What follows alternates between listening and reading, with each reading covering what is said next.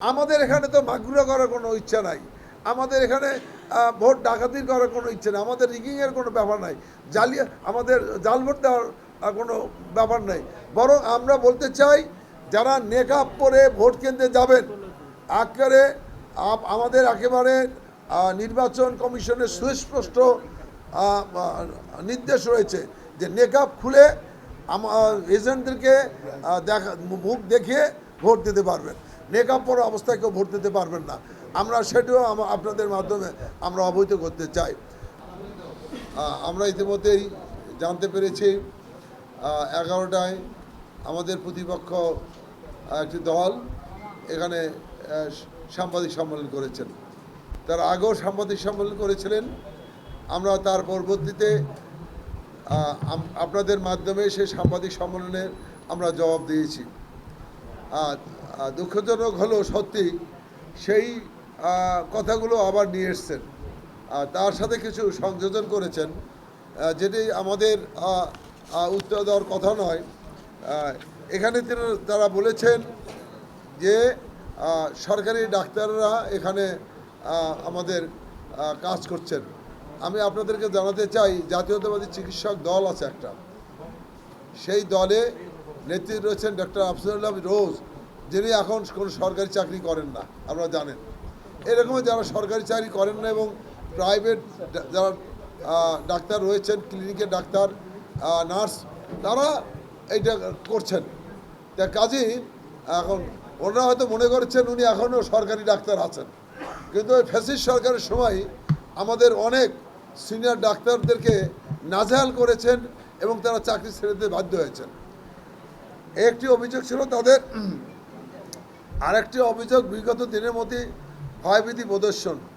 আমি আপনাদের আবারও জানাতে চাই যে আমাদের কোনো নেতা কর্মী সমর্থক জামাতে কোনো নেতা কর্মীকে ভয়ভীতি দেখিয়েছেন এমন কোনো উদাহরণ তারা দিতে পারেননি। এমন কোনো প্রিন্ট মিডিয়া বলেন, ইলেকট্রনিক্স মিডিয়া বলেন, অনলাইন মিডিয়া বলেন, কোথাও এই ধরনের কোনো খবরও আসেনি। কারণ তাদের নিজস্ব প্রিন্ট মিডিয়া আছে, ইলেকট্রনিক্স মিডিয়া আছে, অনলাইন মিডিয়া আছে, সেখানেও এই সংবাদটি আসেনি। মানে তারা অসৎ এবং উদ্দেশ্য প্রণোদিতভাবেই বারবার সাংবাদিক সম্মেলন করছে। আরও তারা কয়েকটি পয়েন্ট দিয়েছেন, সেটি হলো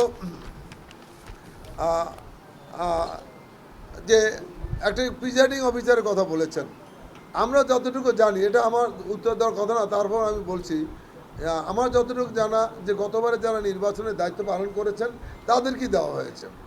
তো যদি ওনারা প্রমাণ করতে পারেন যে বিএনপির সাথে সম্পৃক্ত, বিএনপি দলের সাথে আছে, তাদের বাদ দিলে আমাদের কোনো আপত্তি নাই, তাদের বাদ দেয়। এটা প্রশাসনের দায়িত্ব। আমরা বলি না যে আমাদের কোন লোককে প্রিজাইডিং অফিসার দিতে হবে। ওনারা বলেছেন 150 সিট, 150টা আমাদের সেন্টার রয়েছে, সেখানে 16 জনের কথা উল্লেখ করেছেন। একবার ওনারাই বলেছেন যে এই সব সেন্টারে দলীয় প্রিজাইডিং অফিসার দেওয়া হয়েছে, আবার 16 জনের কথা বলছেন। কাজে ওনাদের মধ্যেই মানে দ্বিমুখী আচরণ আমরা লক্ষ্য করছি। আমরা আবারও বলতে চাই, সুস্পষ্টভাবে বলতে চাই, যদি বিএনপি দলীয় পদে থেকে থাকে, বিএনপির সাথে সম্পৃক্ত থাকে এমন কোনো ব্যক্তি যদি প্রিজাইডিং অফিসার হয়, বাদ দিয়ে দেবেন। আবার জামাত শিবিরের সাথে সম্পৃক্ততা যদি থাকে কোনো প্রিজাইডিং অফিসার, তাকেও বাদ দেবেন।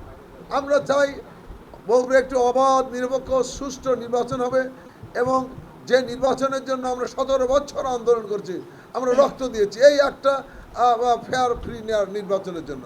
কাজেই সেই নির্বাচন কোনো অবস্থায় কালিমা যুক্ত হবে, কোনো অবস্থায় এটা প্রশ্নবিদ্ধ হবে, এটা আমরা চাই না। আমরা চাই কি, আমরা চাই ভয় ভীতিহীন একটা সুন্দর পরিবেশে একটা ফেয়ার ফ্রি নির্বাচন হবে, যেখানে জনগণ তাদের ভোটাধিকার নিশ্চিত করতে পারবে এবং মানুষ স্বতঃস্ফূর্তভাবে ভোট কেন্দ্রে আসতে পারবে। এইটা আমরা চাই।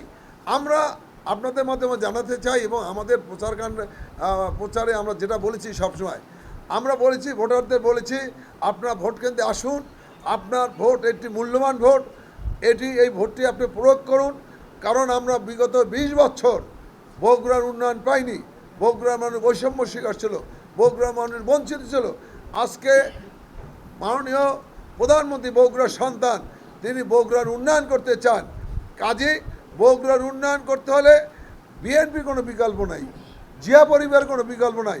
বিগত দিনে কেউ উন্নয়ন করে নাই বিএনপি ছাড়া, ভবিষ্যতে কেউ করবে না। আমরা এই কথা বলেছি। কাজে বগুড়ার উন্নয়নের স্বার্থে সকল দল মত নির্বিশেষে আজকে মাননীয় প্রধানমন্ত্রীর হাতকে শক্তিশালী করা প্রয়োজন আমাদের, আমরা যদি বগুড়ার উন্নয়ন চাই। এই কথাটি আমরা বলেছি। তা আমরা আপনাদের মাধ্যমে যে কথাগুলো বলতে চাই সেটি হলো, আজকে আমরা লক্ষ্য করছি এই নির্বাচনকে প্রশ্নবিদ্ধ করার লক্ষ্যে, এই নির্বাচনকে একটি বানচালের লক্ষ্যে তারা বিভিন্ন ষড়যন্ত্র লিপ্ত রয়েছে। জনগণের মাঝে আছে।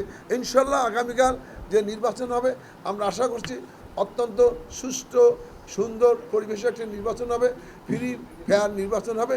সেই নির্বাচনে সকল সাংবাদিক বন্ধুদের আমরা সহযোগিতা করার আশা করছি এবং আপনাদের মাধ্যমে আমি সকল ভোটারবৃন্দের কাছে, আমার সম্মানিত প্রিয় ভোটারবৃন্দের কাছে আমরা অনুরোধ জানাবো যে আপনারা সবাই ভোট কেন্দ্রে আসবেন, আপনারা সবাই ভোট দিবেন।